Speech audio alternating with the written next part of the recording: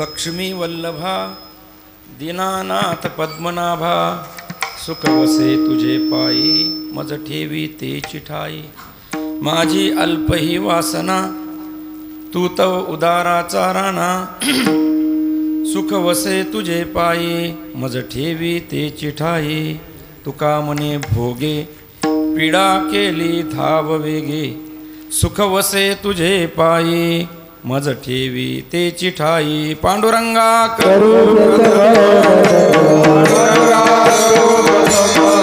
पांडुरंगा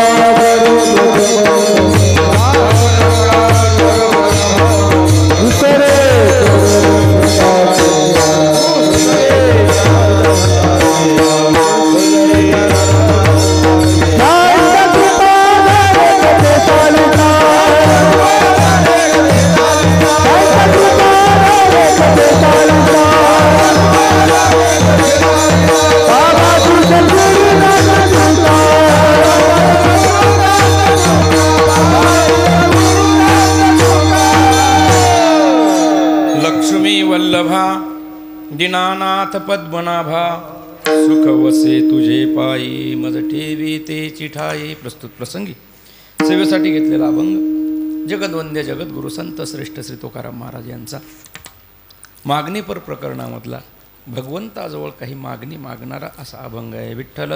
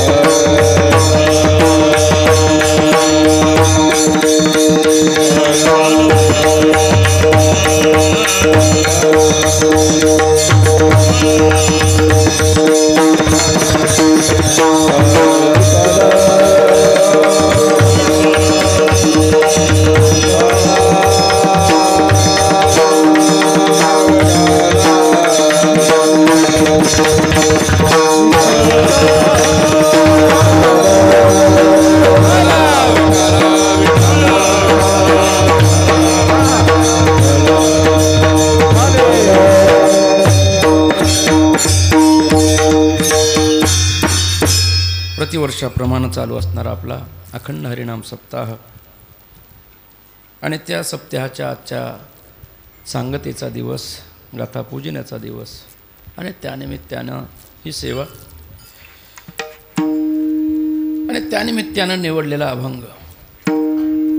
कीर्तनाची वेळ अर्धी संपली.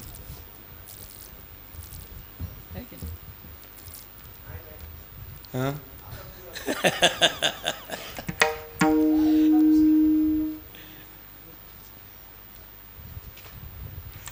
किशन महाराजाला म्हणलो, महाराज 9ला कीर्तन, मी 8:30लाच आलो, 9 ते 11 कीर्तन. नाही महाराज म्हणले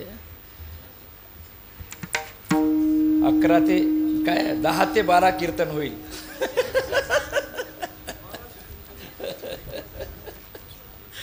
दोन तास सोडायचंच नाही महाराज. असो आपल्या वेळेप्रमाणे जेवढ्या वेळ आपल्याला करता येईल, जशी बुद्धी देईल भगवान, जोपर्यंत समोरच्या व्यक्तीचे डोळे पांगणार नाही तोपर्यंत कीर्तन होईल. विठ्ठल विठ्ठल.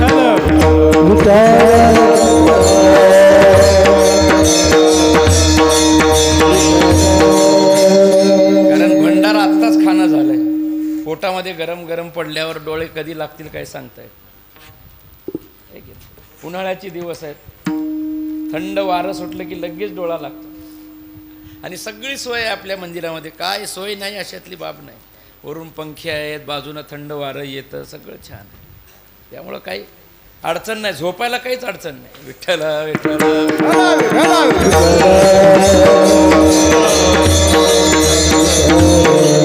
प्रतिवर्षाप्रमाणे चालू असणारा आपला अखंड हरिनाम सप्ताह आणि या सप्ताहाला अतिशय उत्साहामध्ये आपण साजरा करतो. दरवर्षी वरचीवर आपली परमार्थामधली प्रगती आपली होत चाललेली आहे. आपलं भाग्य आहे, परमभाग्य आपल्या गावचं.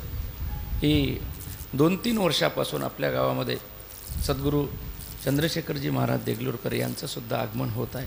काहीतरी परमभाग्य आहे. ही पूर्व पुण्याई आहे, पूर्व सुकृत आहे, पूर्व आत्तापर्यंत केलेल्या पुण्याईचं काहीतरी फळ आहे. कारण त्या तशा महात्म्यांचं आपल्याला तारीख मिळणं सोपं नाही. वर्षानुवर्ष आपण त्यांची तारखा घ्यायला तरी मिळत नाही, परंतु आपलं परमभाग्य आहे. महाराजांची आपल्याला तारीख मिळाली. उद्याला महाराजांचं कीर्तन आहे. त्या कीर्तनाला आपण सर्वजण उपस्थित राहावं. सुरुवातीला सांगून जातो, मोठ्या लोकांचं मोठं सगळं असतं. तुकोबारायांच्या बाबतीमध्ये आपण बोलायचं झालं, आता आजचा दिवस कशाचा आहे, गाथा पूजा, पूजन झाल्याच्या नंतर भगवंताजवळ काहीतरी मागावं लागतं, आहे की नाही? लागतं म्हणण्यापेक्षा मागतोच माणूस. मागावं लागतं असं काही शास्त्र नाही, पण मागल्याशिवाय राहत नाही माणूस. साधं मंदिरामध्ये जर आलो आपण, मंदिरामध्ये नुसतं दर्शनाला आलो तर उघड डोकं आपटून जातो का? नाही. काहीतरी देवाजवळ म्हणतोच, देवा मला सुखी ठेव, एवढं तरी म्हणतो की नाही? काही नाही तर नाही. रिकामं कधीच पाया पडत नाही आपण. रिकामं पाया न पडणं म्हणजे काय? काहीतरी देऊन पाया पडतो का? नाही, मागून पाया पडतो. रिकामं न पाया पडणं म्हणजे काय? काहीतरी दक्षिणा देऊन पाया पडणं, त्याला न रिकामं पाया पडणं म्हणतो. पण आपण देणं थोडं, मागणं आपलं जास्त असतं. तेही देवाजवळ मागतो आपण.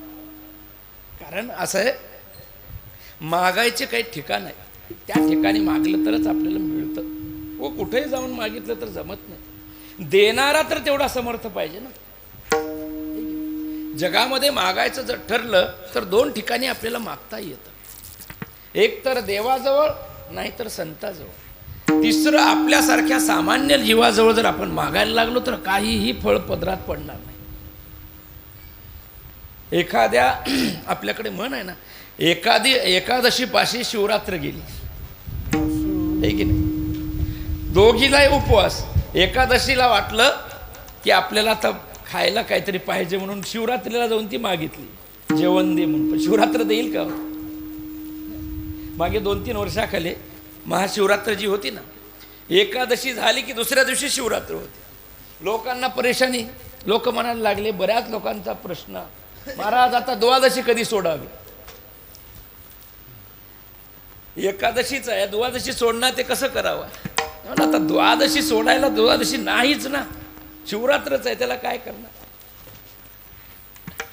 माणसाला उपवास करण्यापेक्षा सोडण्याचं फार महत्व. उपवास करणं होईल तसं होईल महाराज, 4 वेळेस खाऊन का होईल. एकादशी कर. आपल्याकडे म्हणतात की नाही, गाढवावणी चर. आपल्या धर्मशास्त्रामध्ये असं सांगितलं, बाकी कोणतेही व्रत करा अथवा न करा, पण एकादशीचं व्रत हे फार महत्त्वाचं व्रत आहे. विठ्ठल विठ्ठल.